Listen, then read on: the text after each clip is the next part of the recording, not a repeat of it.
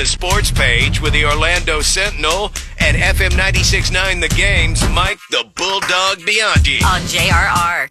Bulldog Sports Page brought to you by Kaufman and Lind, injury attorney. Special Tuesday edition of Law and Disorder with Jeff Kaufman next hour. If you still got a legal question you want to get over to 22526, we'll put it in front of him. Hey, Bianchi, Central Florida strikes gold yesterday at the Olympics. We did? Caroline Marks, women's surfer, gold medalist. Oh, that's right, from Melbourne. Yeah, Melbourne Beach. Right? Melbourne Beach, yeah, man. She's awesome. Cool. Gets gold in Tahiti in women's surfing. Tahiti? That's where they're having I hear the waves are breaking good in Tahiti right now. It's no whammy bay, bro. There's the curl. I mean, coming out of that curl is unbelievable. The curl, people. Did you catch that one? The curl. How's Kelly Slater doing in the surfing competition? Come on now. He ain't in, dog. He's the GOAT, though. Oh, God, yeah. He's also a Central Floridian. Mm-hmm. So, anyway, as long as we're on the Olympics, Simone Biles ends her Olympics. She got a silver medal yesterday in the floor exercise. She usually wins the gold on that, but she wins the silver yesterday. So a phenomenal Olympics for her, 27 years old. Remember when the greatest Olympics, back when I was a kid, the greatest Olympians, at least women gymnasts, were like 16 or 17 years old, like Nadia Comaneci or Olga Korbut and those. And now I'm at Simone Biles. What a pioneer she has been in the gymnastics, the sport of gymnastics, because she's been unbelievable. She's the GOAT. Unbelievable. She kind of left the door open to the possibility of giving it one more go in Los Angeles in 2028. Since it's at home, maybe, why not? She'd be 31 then, would she not? Yeah. Has that ever happened in women's gymnastics? I don't know. Yeah, Simone is never say never. Yeah. So, by the way, the NBC announcer who called the men's 100 meters, Lee Diffie. Yeah, Lee Diffie has apologized. Yeah, you listen to his call and he's like adamant that Kashane Thompson of Jamaica won it. Of course, Noah Lyles ended up winning in a photo finish. It did, to his defense, it did look like Kashane Thompson had won. But if you're calling it for NBC, I don't think you can be as adamant as Lee Diffie was, huh? No. So anyway, he did apologize for that. Also, there's a big controversy over at the Olympics about swimming in the polluted Seine River that runs through Paris. Yeah. You know what?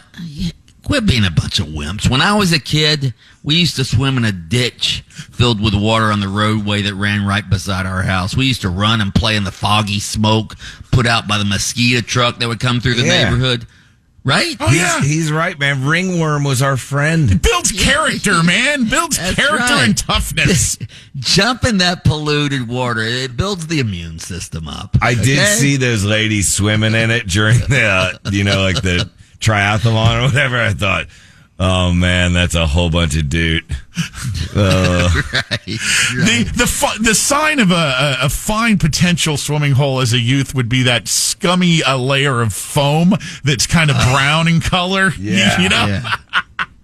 We went swimming in a ditch one time when I was a kid, and me and my buddies in the neighborhood, we came out with leeches all over us. Yeah. We had leeches on us. That's what we did as Floridians, right? Oh my God. College football, the preseason coaches poll, USA Today coaches poll came out yesterday.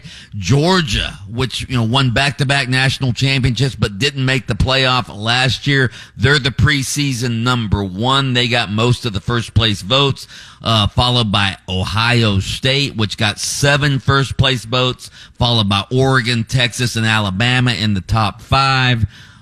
Florida State is the highest ranked state of Florida team. They are ranked number 10 after going unbeaten during the regular season last year.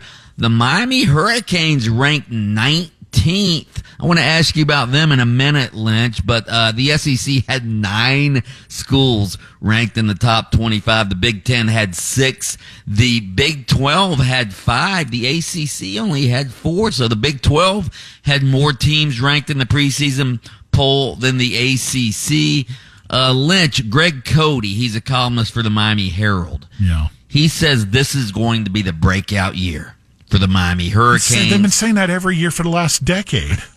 Right. That's my opinion. I'm not going to get overexcited. Let's see it. Bring it.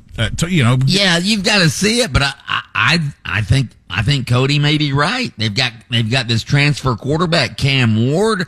That's the most dynamic quarterback they've had in years. The roster's loaded.